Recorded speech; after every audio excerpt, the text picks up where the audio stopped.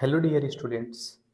आज के इस सेशन में एसएससी सीजीएल में पूछा गया प्रीवियस ईयर इंग्लिश पेपर को डिस्कस करेंगे। तो चलिए सेशन को स्टार्ट करते हैं। पहला क्वेश्चन है, work and domestic maid Kajal short tempered. Fill in the blanks है। इस ब्लैंक्स में फिल करने के लिए हमारे पास चार ऑप्शन है। चार ऑप्शन में से कौन सा ऑप्शन इसमें फिल होगा? ऑप्शन है प्रेशर, वेट्स, ग्रेविटी और फोर्सेस। इसको बताना है कि कौन सा ऑप्शन इसमें फिल होगा। तो इसको हम सोल्व करते हैं, इसको बनाते हैं। तो इसका करेक्ट आंसर जो होगा वो होगा प्रेशर। क्या होगा? प्रेशर। देखिए, प्रेशर का मतलब होता है दबाव। वेट जो है ये रिलेटेड टू मेजरमेंट है। ठीक है, वजन का मेजरमेंट है। और वर्क एंड डोमेस्टिक का कोई मेजरमेंट नहीं होता है, तो ऑप्शन नंबर 2 नहीं हो सकता है। ग्रेविटी भी इससे रिलेटेड नहीं है। ठीक है, फोर्सेस क्या होता है? फोर्सेस जो होता है ये फिजिकल पावर होता है। ये फिजिकल पावर ऑफ पीपल होता है। फिजिकल पावर ऑफ पीपल होता है। अब वर्क एंड डोमेस्टिक में कोई फिजिकल पावर नहीं होगा, तो ऑप्शन नंबर 4 भी गलत हो जाएगा। तो ये तीनों जो, ठीक है, 2, 3 और 4 जो है इस ऑप्शन के लिए सुटेबल नहीं है। तो करेक्ट आंसर हो जाएगा ऑप्शन नंबर 4।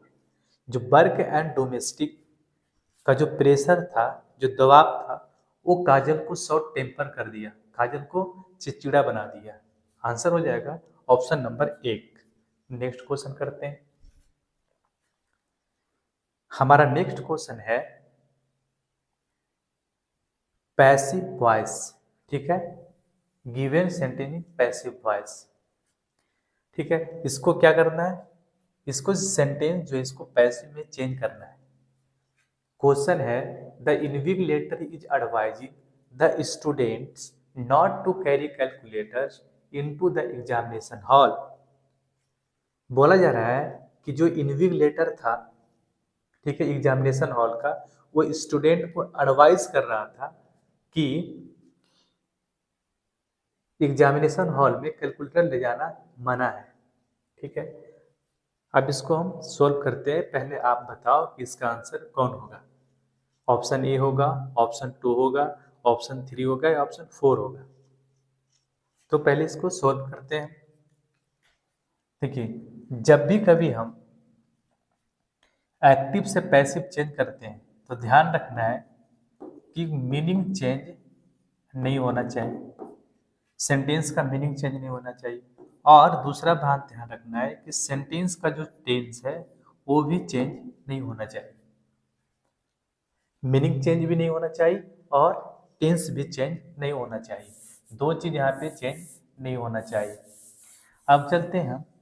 यहाँ देखिए जो क्वेश्चन है उसमें लिखा गया है इज एडवाइज। ये क्या है? रिप्रेजेंट टू प्रेजेंट टेंस है।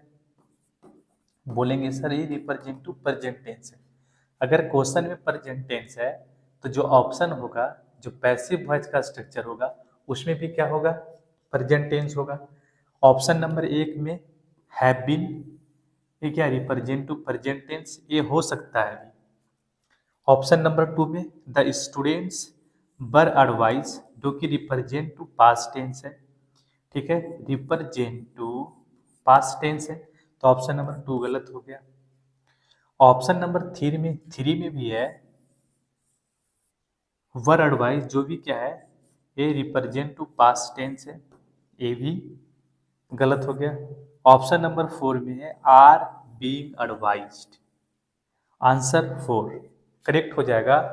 The students are being advised by the invigilator not to carry calculators into the examination hall. अब बोलेंगे सर ये भी प्रेजेंट टेंस है, ये क्यों नहीं हुआ? क्यों नहीं हुआ? इसलिए ये नहीं हुआ क्योंकि जब भी हम प्रोग्रेसिव फॉर्म को अगर पैसिव में बनाते हैं, पैसिव में चेंज करते हैं, तो वहां पे हम क्या लिखते हैं? बी की form plus being.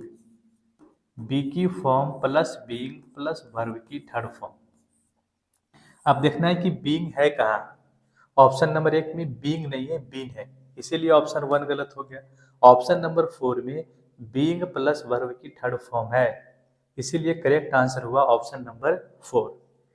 Next question करते हैं।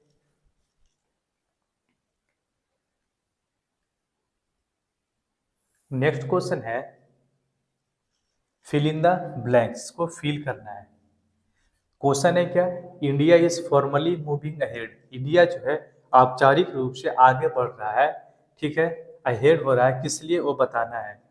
To MiG-29 and twelve Sukhoi 30 MKI fighters की ओर फ्रॉम रसिया, रसिया से, from Russia with upgrades their existing fleets. तो इसका करेक्ट आंसर हो जाएगा ऑप्शन नंबर 4, प्रोक्यूर। प्रोक्यूर का मतलब होता है कोई चीज, अगर कोई चीज प्राप्त करना, कोई चीज को खरीदना, प्राप्त करना अगर डिफिकल्ट है, उसके लिए यूज करते हैं प्रोक्यूर। इसका मतलब होता है ऑब्टेन करना। क्या होता है, ऑब्टेन करना। तो करेक्ट आंसर हो जाएगा इसका ऑप्शन नंबर 4। आगे बढ़ते हैं अगला क्वेश्चन की ओर। नेक्स्ट क्वेश्चन है antonym of the given word. जो दिया हुआ वर्ड है उसका इंटोनिम बताना है। सॉरी, यहाँ पे सीज नहीं होगा, साइज नहीं होगा, यहाँ पे हो जाएगा सीज। सीज का इंटोनिम बताना है। ऑप्शन है स्नैच, कैच, ग्रैब, लूजेन। अब देखिए यहाँ पे सीज का जो सीज है का मतलब होता है कैप्चर करना। क्या होता है, सीज होता है कैप्चर, सीज को कैप्चर लिख सकते हैं, स्नैच, ये सब सारा सीज का सिनोनिम है। कैच, ग्रैब भी बोल सकते हैं, ग्रैस भी बोल सकते हैं, और कैच हो गया। क्या है, सीज का जो सिनोनिम होगा capture, snatch, catch, grab, grasps. अब यहाँ पे देखिए ऑप्शन में ये तीनों जो है स्नैच, कैच, ग्रैब, ये सीज का सिनोनिम है। अगर ये तीनों सीज का सिनोनिम है तो आंसर हो जाएगा इसका ऑप्शन नंबर 4, लुजेन। लुजेन क्या हो जाएगा, इंटोनिम हो जाएगा किसका, सीज का। तो correct answer option number 4। Next question देख लेते हैं। नेक्स्ट क्वेश्चन है meaning of the given idioms, bank for the back. क्या है, एक इडियम है जो कि है bank for the buck.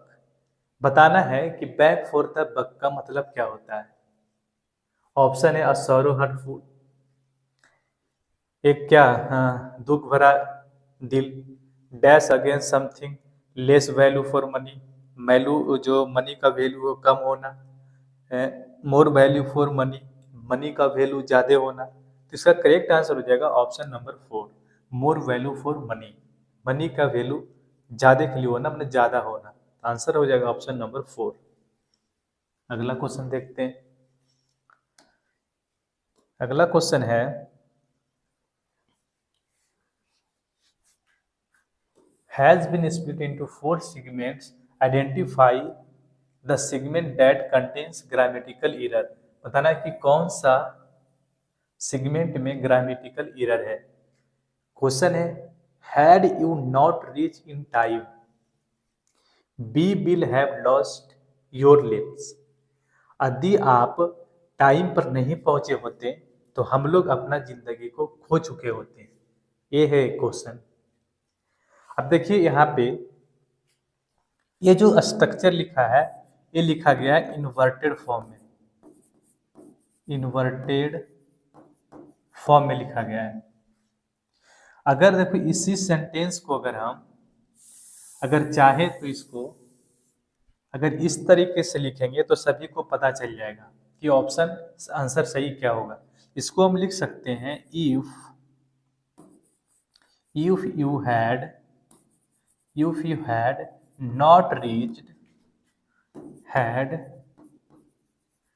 not reached in time we will have lost our lives.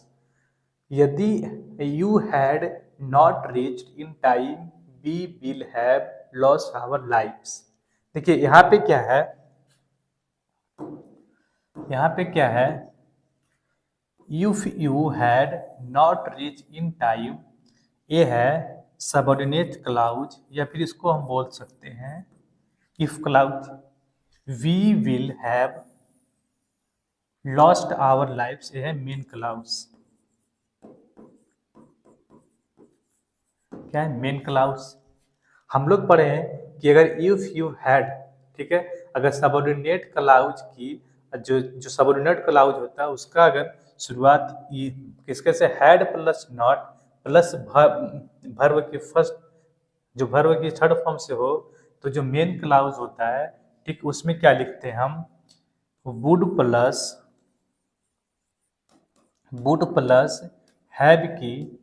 Have plus verb की थर्ड फॉर्म यूज करते हैं. ठीक है, वुड प्लस वर्ब की थर्ड फॉर्म की यूज होता है. इसको हम क्या बोलते हैं, इसको बोलते हैं क्लोज कंडीशनल.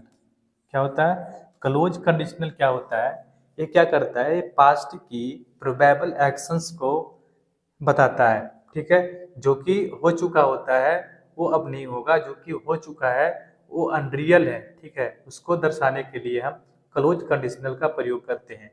तो क्लोज कंडीशनल में क्या होता है, जो रिजल्ट होता है, क्या होता है, जो रिजल्ट होता है उसको हम लिखते हैं would plus have plus verb की थर्ड फॉर्म में. तो इसका करेक्ट आंसर जो होगा, इसका जो करेक्ट आंसर होगा या फिर इसका जो करेक्शन होगा इस पार्ट में होगा.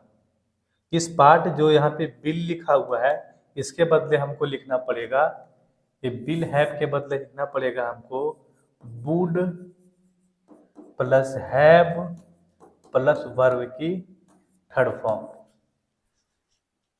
तो करेक्ट आंसर हो जाएगा इसका option number 4, B will have.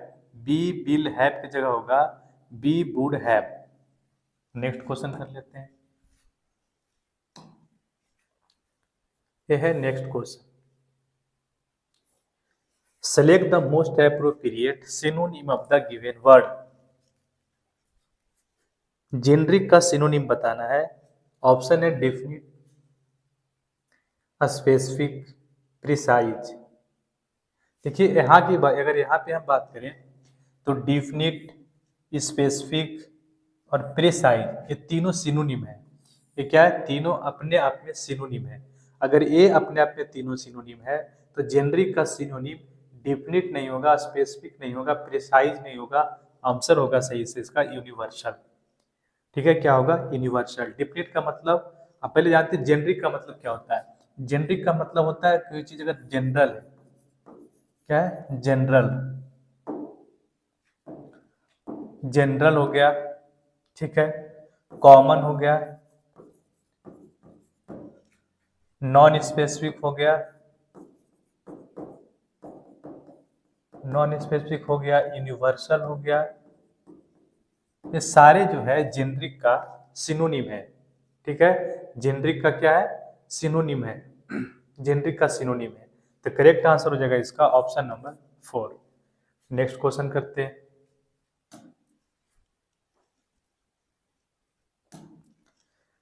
Next question है, ये जो अंडरलाइन सेगमेंट है, जो अंडरलाइन पार्ट है, इसका क्या होगा. इसके जगह क्या लिख सकते हैं, microwaves on there, the microwaves on those, no substitutions और द माइक्रोवेव्स ऑन दे. इसको इसके जगह क्या लिख सकते हैं ये बताना है. तो इसको हम सोल्व करते हैं. ठीक है, यहाँ पे देखिए, इसको अगर हम क्या करें, सबसे पहले इसको क्या करते हैं, हम ऑप्शन से इसको, हम ऑप्शन जो दिया गया है उसको इलिमिनेट करते हैं, उसको हटाते हैं.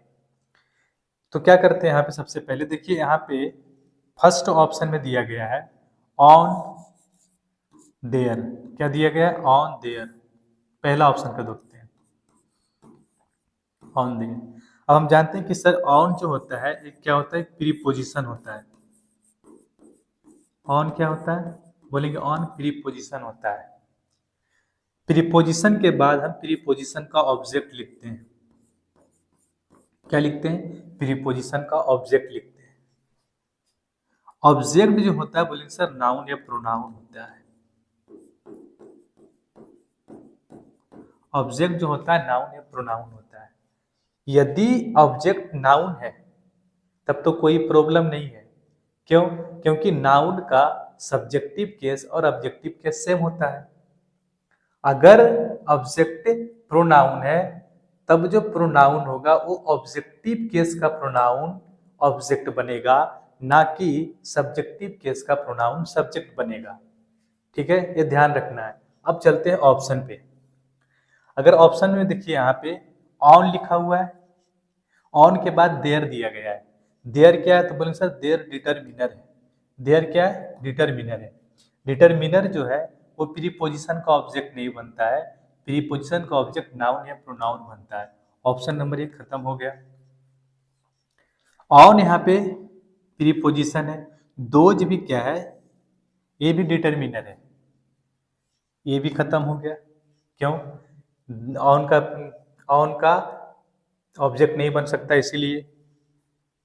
ऑप्शन नंबर 4 में चलते हैं। ऑन के बाद दे लिखा गया है, दे क्या है, प्रोनाउन है, लेकिन ये ऑब्जेक्टिव केस का प्रोनाउन नहीं है, ये है सब्जेक्टिव केस का प्रोनाउन। ठीक है, और सब्जेक्टिव केस का प्रोनाउन प्रीपोजिशन का ऑब्जेक्ट नहीं बनता है, इसीलिए ऑप्शन 4 भी गलत हो गया। मेरे पास ऑप्शन रहा option number 3, no substitutions.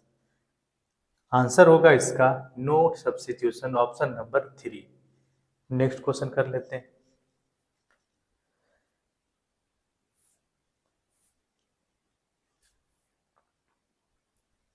Next question ये रहा स्क्रीन पे, सेंटेंस इंप्रूवमेंट। यहाँ पे सेंटेंस इंप्रूवमेंट नहीं है, सेंटेंस अरेंजमेंट है। पहला, when we got near we saw it was the steam rising from hot springs. We saw in the distance a great column of smoke. We wonder if it came from a chimney or burning house. We thought of taking a bath in the hot water. कौन सबसे पहले ए आएगा या B आएगा या सी आएगा या फिर वी आएगा?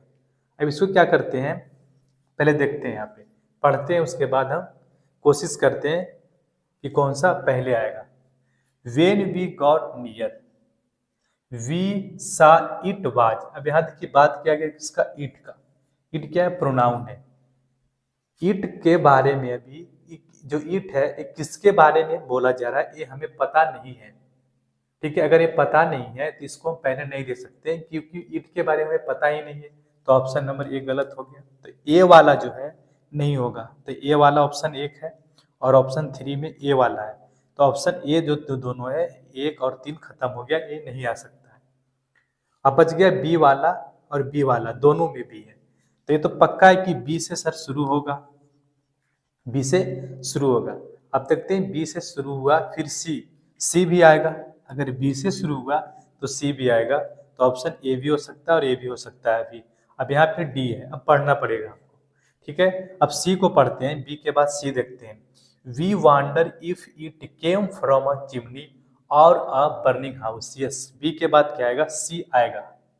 क्यों, क्योंकि जब बी सा in the distance a great column of smoke, जब हम दूरी पे देखे एक जो ग्रेट कॉलम था स्मोक उसको देखे, तो हम लोग क्या हो गए, वी वांडर, हम लोग आश्चर्यचकित हो गए कि it came from chimney or burning house, कि ये जो स्मोक ऑफ कॉलम है ये कोई घर जल रहा है वहां से आ रहा है, या फिर डिस्टेंस ग्रेट, या फिर क्या है यहाँ पे from a chimney or burning house. ये चिमनी से आ रहा है या फिर बर्निंग हाउस से आ रहा है। एक अभी हमको क्या कर दिया, वंडर हो गया इसको देख के। फिर बी के बाद सकते हैं सी आ गया। उसके बाद डी को देखते हैं। We thought for taking a bath in the hot water.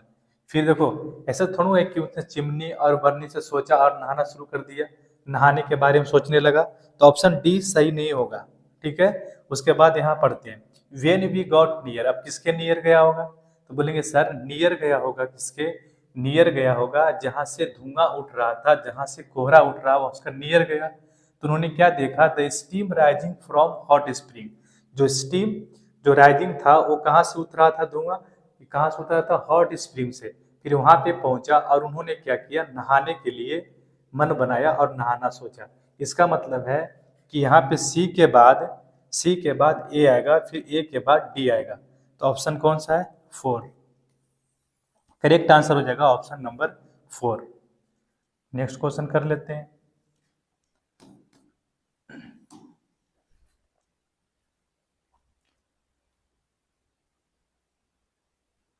Next question है fill in the find the error. क्या करना है, एरर फाइंड करना है, एरर फाइंड करना है। क्वेश्चन है you must avoid riding in a crowded bus और travelling in a metro during rush hour as both are quite unpleasant experience. बोला जा रहा है कि यू मस्ट अवॉइड, हम लोग के या तुम लोग को अवश्य ही अवॉइड करना चाहिए चढ़ना, कहाँ पे, जो क्राउडेड बस होती है उसमें चढ़ना, और ट्रेवलिंग करना इन a metro during rush our, जो मतलब जल्दीबाजी टाइम होता है उस आवर में हमें इन सबको अवॉइड करना चाहिए। क्यों, क्योंकि both are quite unpleasant experience. ये जो है बहुत ज़्यादा अनप्लीज जो ये जो है बहुत ज़्यादा अनप्लीजेंट एक्सपीरियंस है। अब इसको हम सोल्व करते हैं इसको। देखिए एक वर्ड होता है, यहाँ पे 3 वर्ड होता है। वर्ड क्या क्या होता है, एक वर्ड होता है क्विट,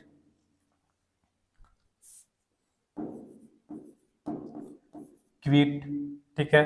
दूसरा वर्ड होता है क्वाइट, QIET। तीसरा वर्ड होता है QIT, ठीक है। 3 वर्ड यहाँ पे होता है, क्विट, क्वाइट, क्वाइट। क्विट का मतलब होता है टू लीव करना, किसी चीज को छोड़ देना, क्विट कर जाना। क्वेट का मतलब होता है, इसका मतलब होता है साइलेंस, मतलब शांत रहना या हल्ला गुल्ला नहीं करना, साइलेंस। क्वाइट का मतलब होता है वेरी, वेरी। अब हमें देखना है कि इसमें मीनिंग क्या चाहिए, हमके क्या चाहिए, टू लिव का मीनिंग चाहिए, साइलेंस का मीनिंग चाहिए, या फिर वेरी का मीनिंग चाहिए। तो सर यहाँ पे हमें वेरी का मीनिंग चाहिए, क्योंकि ये सारे जो चीज है ये क्या बहुत ज्यादा अनप्लीजेंट है। तो यहाँ पे मीनिंग चाहिए हमको वेरी का। अगर वेरी का मीनिंग चाहिए तो हमें AIET नहीं लिख के हमको लिखना पड़ेगा QUITE, क्वाइट। तो करेक्ट आंसर क्या हो जाएगा, ऑप्शन नंबर 3। इस QUIT की जगह लिखना पड़ेगा QUITE। नेक्स्ट क्वेश्चन कर लेते हैं। नेक्स्ट क्वेश्चन में है वन बर्ड सब्स्टिट्यूट है, वन बर्ड सब्स्टिट्यूट है a herd or flock of animals being driven in a body. मतलब वो जानवर का समूह जो कि चलता हुआ समूह होता है, चलता हुआ जानवरों का समूह होता है, उसको क्या बोलते हैं ये बताना है। ऑप्शन है थ्रोंग, क्लस्टर, क्राउडेड, ड्रोव। थ्रोंग का मतलब होता है group of people, group of people. Cluster का भी मतलब होता है ग्रुप ऑफ पीपल। क्राउड का भी मतलब होता है ग्रुप ऑफ पीपल। ड्रोव का मतलब होता है, तो इसका आंसर हो जाएगा जो ड्रोव हो जाएगा। क्यों, थ्रोंग का मतलब ग्रुप ऑफ पीपल, ये अलग अलग जगह यूज होता है लेकिन मीनिंग होता है वही, ग्रुप ऑफ पीपल। क्लस्टर का मतलब ग्रुप ऑफ पीपल, क्राउड का मतलब भी ग्रुप ऑफ पीपल। तो ये तीनों जो है आपस में सिनोनिम है, इसलिए इसका करेक्ट आंसर जो होगा ड्रोव। ड्रोव का मतलब होता है झुंड में चलने वाले जानवरों का समूह। Option number 4 is the right answer. Next question कर लेते हैं। यह है नेक्स्ट क्वेश्चन। नेक्स्ट क्वेश्चन में बताया जा रहा है select the appropriate antonym of given word. Gradual का इंटोनिम बताना है। क्या बताना है? ग्रेजुअल का इंटोनिम। ऑप्शन है एब्रप्ट, रेगुलर, जेंटल, स्लो। बताओ इसका आंसर क्या होगा? ऑप्शन ए होगा, ऑप्शन 2 होगा, ऑप्शन 3 या ऑप्शन 4 होगा। ग्रेजुअल का मतलब होता है रेगुलर,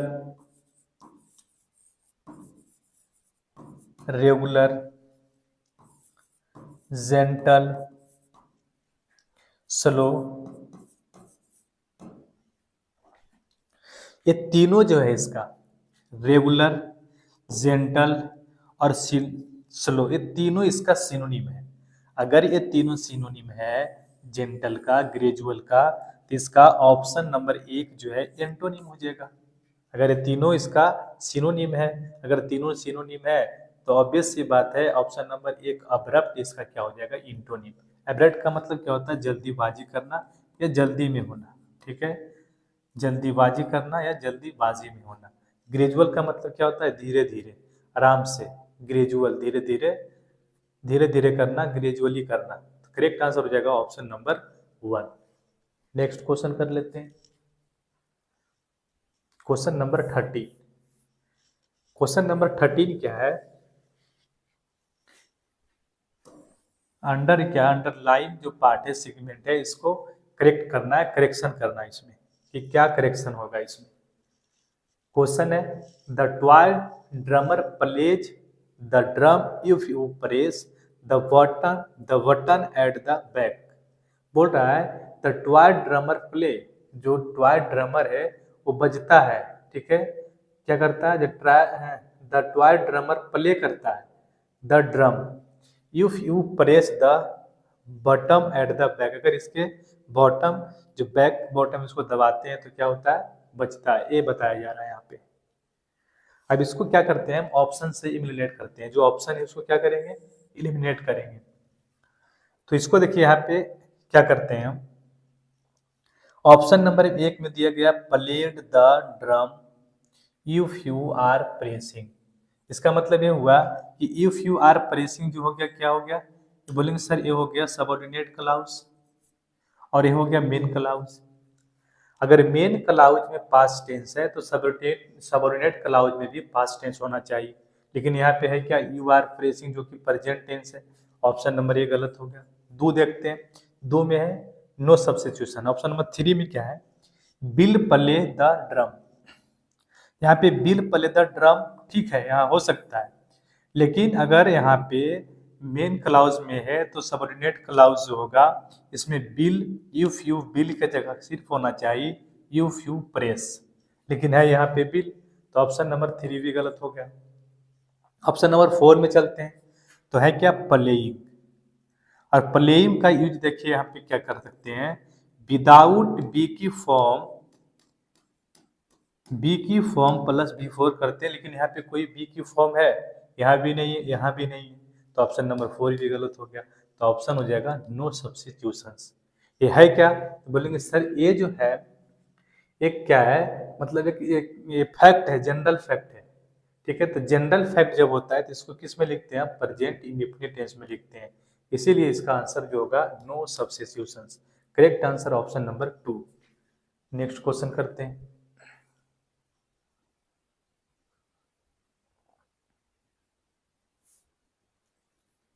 नेक्स्ट क्वेश्चन है सेलेक्ट इनकरेक्टली वर्ड। जो इनकरेक्टली वर्ड है उसको सेलेक्ट करना। ऑप्शन है स्पेसिफाइड, डिक्रीज, क्रिएचर, पीसफुल। तो इसका जो करेक्ट आंसर हो जाएगा वो हो जाएगा पीसफुल। पीसफुल, ठीक है। पीसफुल गलत है, पीसफुल नहीं होगा, PEAC, पीसफुल होगा। ये जो पीस पीस लिखा हुआ है, ये जो पीस है PIC, इसका मतलब होता है पार्ट, टुकड़ा। तो करेक्ट आंसर हो जाएगा ऑप्शन नंबर 4। ये पीस को क्या लिखा पड़ा, PESCEFUL। नेक्स्ट क्वेश्चन कर लेते हैं। नेक्स्ट क्वेश्चन है, select the appropriate, select the option that be used as one word substitute. क्या बताना है इसका, वन वर्ड सब्स्टिट्यूशन है। क्वेश्चन है, अ ग्रुप ऑफ 3 नोवेल्स, मैंने तीन नोवेल का जो ग्रुप होता है, या जो प्लेज का ग्रुप होता है, जो ड्रामा का ग्रुप होता है, और इच कंप्लीट इन सेल्फ, और अपने आप में कंप्लीट होता है, इसको क्या बोलते हैं? उसको क्या बोलते हैं? ट्रीप्लेट बोलते हैं, ट्रियम्वीर बोलते हैं, ट्रीलॉजी बोलते हैं, या ट्रीवेड बोलते हैं। ठीक है, तो इसके मतलब होता है ट्रीलॉजी। इसको क्या बोलते हैं? ट्रीलॉजी। ट्रीलॉजी का मतलब होता है group of 3 novels, books, plays. इसका जो ग्रुप होता है 3 बुक का ग्रुप, नोवेल्स का ग्रुप या प्लेज का ग्रुप को बोलते हैं ट्रीलॉजी। ट्रिपलेट क्या होता है? ट्रिपलेट सभी को पता होता है कि ट्रिपलेट होता है, ट्रिपलेट होता है। ट्रियम्वीर होता है ग्रुप ऑफ 3 पीपल, 3 पीपल। ट्रियम्वीर जो होता है ग्रुप ऑफ 3 पीपल होता है, और तीनों पीपल जो होता है, ग्रुप जो होता है, वो ताकतवर होता है, फोर्सफुल होता है, इसीलिए इसको लिखा गया ट्रियम्वीर। ट्रीवेट क्या होता है? ट्रीवेट जो होता है एक इंस्ट्रूमेंट होता है, उसमें एक पकड़ने का होल्डर होता है, उसी को बोलते हैं ट्रीवेट। एक होल्डिंग करने वाला इंस्ट्रूमेंट, तो इसको होल्ड बोलते हैं ट्रीवेट। करेक्ट आंसर हो जाएगा ट्रीलॉजी। नेक्स्ट क्वेश्चन कर लेते हैं।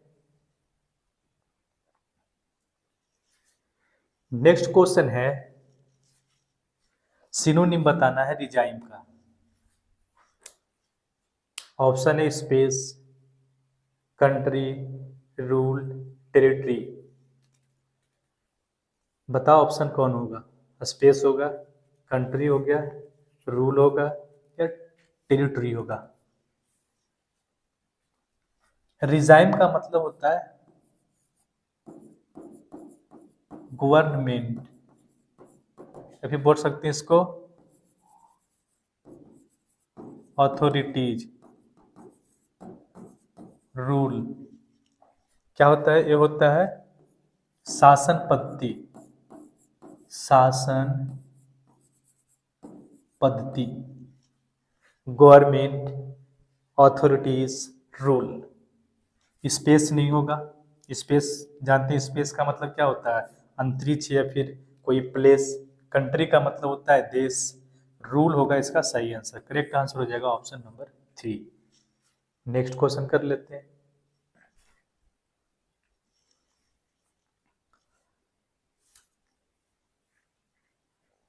इनडायरेक्ट मीन्स को select the option that express given sentence in direct speech.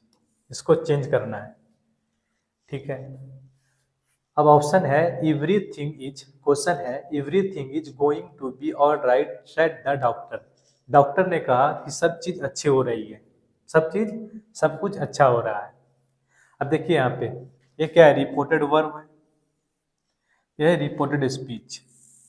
अगर रिपोर्टेड स्पीच इज गोइंग मतलब प्रेजेंट कंटिन्यूअस टेंस है, तो इसमें क्या चला जाएगा? जब इसको हम डायरेक्ट में चेंज करेंगे, ठीक है, क्या करेंगे इसको अगर चेंज करेंगे हम, तो क्या आएगा? वाज गोइंग आना चाहिए, मैंने पास्ट आना चाहिए। ऑप्शन नंबर 1 में क्या बिल है, खत्म हो गया। ऑप्शन नंबर 2 में वाज गोइंग हो सकता है। ऑप्शन नंबर 3 में क्या इज गोइंग, खत्म हो गया, नहीं होगा। ऑप्शन नंबर 3 में हाँ क्या है? आर गोइंग, ये भी खत्म हो गया। Correct answer option number 2। The doctor said that everything was going to be all right. Next question देख लेते हैं।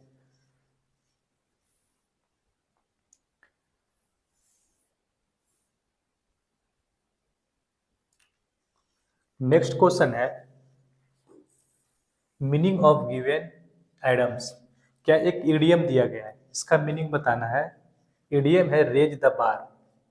रेज द बार का मतलब क्या होता है? To raise the price, price को बढ़ा देना। To be in a competition, किसी प्रतियोगिता को जीतना। टू ग्रो टॉलर, लंबा हो जाना, ठीक है। टू सेट हायर गोल्स, तो इसका करेक्ट आंसर होगा to set higher goals. Raise the bar का मतलब होता है अपना लक्ष्य को ऊंचा करना, मतलब अपना ऊंचे लक्ष्य को बनाना।